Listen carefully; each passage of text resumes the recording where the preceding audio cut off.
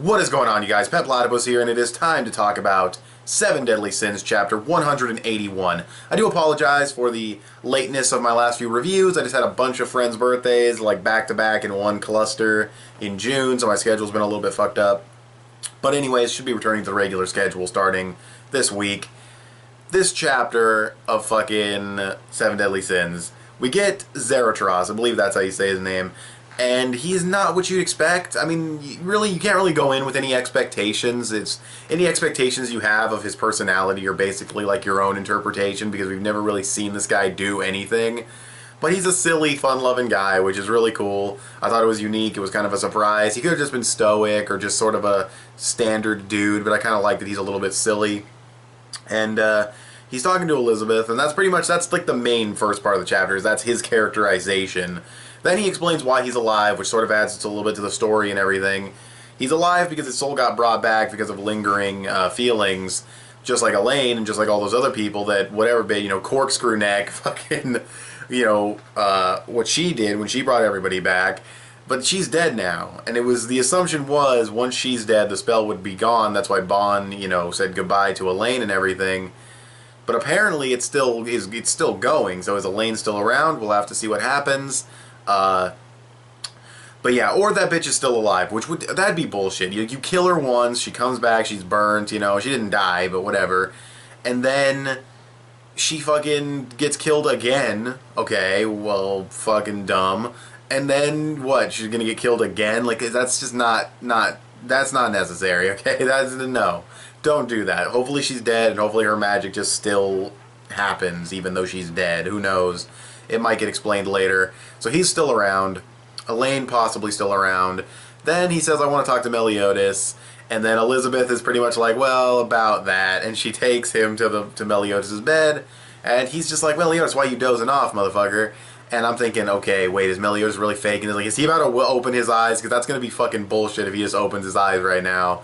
But what ends up happening is Elizabeth's like, no, he's dead. I tried to visit him at the necropolis, but I couldn't find him. And then fucking he's like, he wasn't there, right? And he starts telling stories about how Meliodas, like, either predicted his own death or talked about how he died at one point earlier or something like that. And they just talk about Meliodas, a little bit of, like, I guess, characterization there. And then the big story progression moment of the chapter is when they go back in time. And not physically, like they could change events, but they're just kind of watching, they can't be seen or anything, on some like Christmas Carol type shit. And yeah, and then we get the bomb dropped, I guess, that Meliodas, the only survivor of the Danafor thing, was Elizabeth.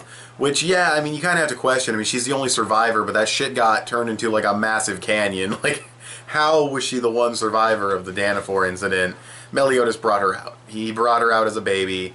Was she born during that moment that Liz died and Meliodas freaked out? Because that's kind of weird if that's the case, but okay.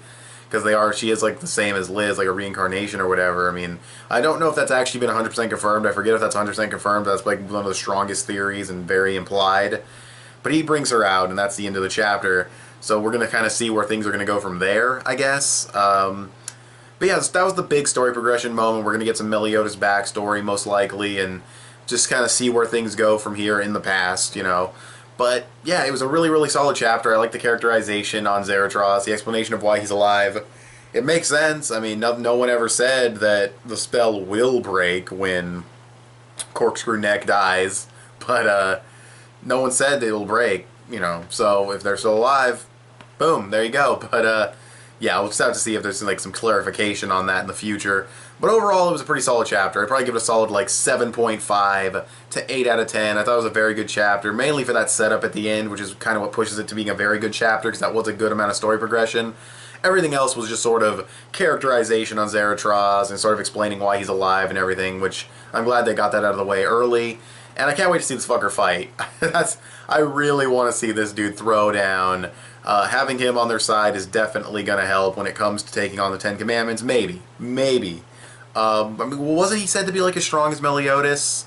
Or stronger, maybe? I forget.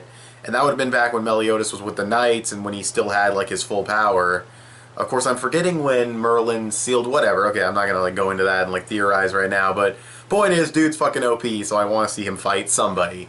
But regardless, the chapter was really solid, so with all that being said, what did you guys think of this chapter, The Seven Deadly Sins? You can tell me in the comments section below. You can also follow me on Instagram or add me on PSN. I'm petplatypus on both. You can also give this video a thumbs up and share it on social media. Both of those would help me out a lot. You can also subscribe if you haven't already or if you like what you've seen here. And I want to thank you guys for watching, and I'll talk to you guys later. Bye.